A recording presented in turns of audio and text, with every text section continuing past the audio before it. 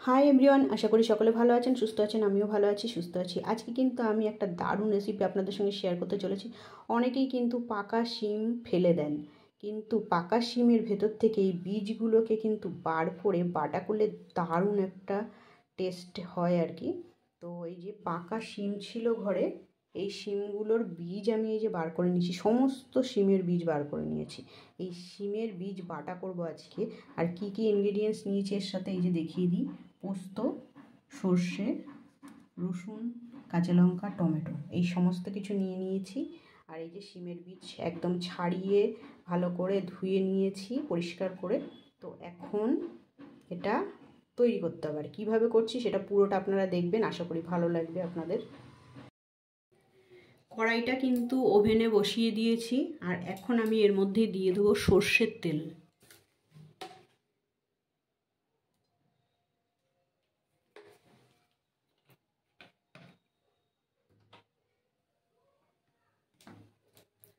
সর্ষের তেলটা একটু গরম হলে তারপরে এই সমস্ত কিছু কিন্তু একটু হালকা করে ভেজে নিতে হবে।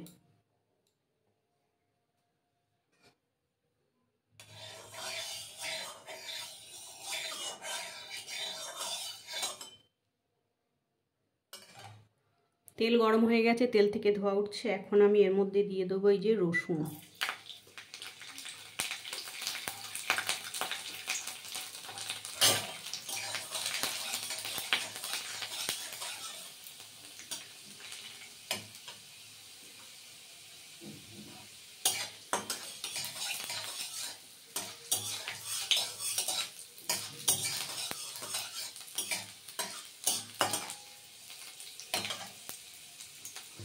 রসুনটা ভাজা হয়ে গেছে।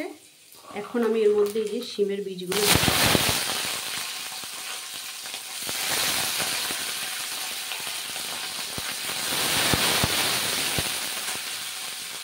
স্বাদ মতো দিয়ে দেবো নুন।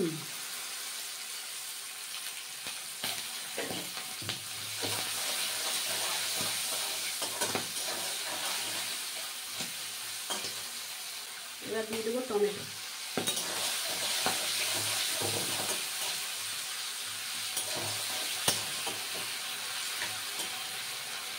আর দিয়ে দেবো লঙ্কা।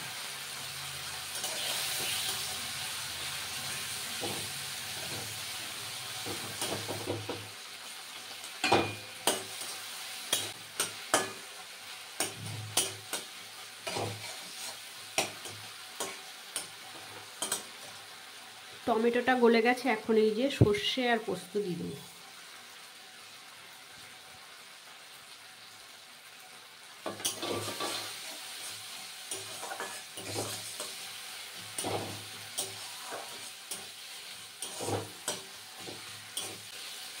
এটা ভাজা হয়ে গেছে, এখন নামিয়ে নেব।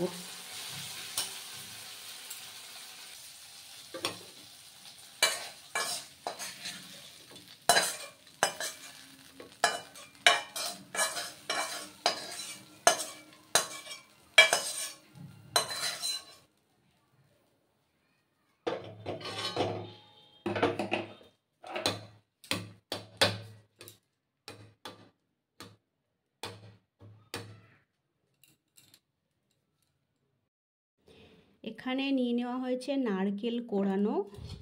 আর এটা কিন্তু এখন ঠান্ডা হয়ে গেছে, এখন এটাও এর মধ্যে দিয়ে দেবো।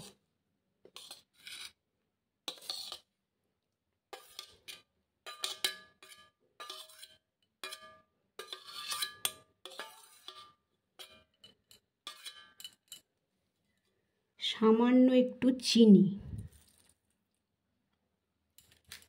এবারে এটা শিলনোড়াতে বেটে নিতে হবে।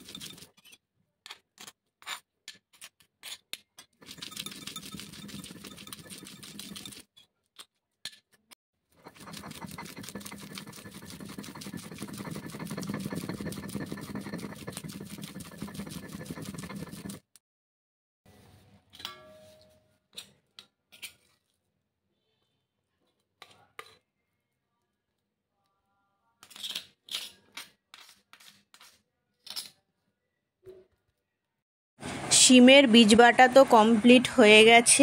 আর আজকের এই রেসিপিটা আপনাদের কেমন লেগেছে অবশ্যই একটা সুন্দর কমেন্ট করে জানাবেন। আর আপনারাও কিন্তু এইভাবে বাড়িতে শিমের বীজ বাটা বা শিমের বীজ ভর্তা যাই বলুন না কেন এটা করে দেখতে পারেন, আশা করি ভালো লাগবে। ঠিক আছে, আর ভিডিওটা তো ভালো লাগলে লাইক করবেন, প্রচুর প্রচুর প্রচুর শেয়ার করে দেবেন। ঠিক আছে, আপনারা সবাই ভালো থাকবেন, সুস্থ থাকবেন। আজকের মতন টাটা সবাইকে, আগামী দিন আবার নতুন কিছু নিয়ে চলে আসবো।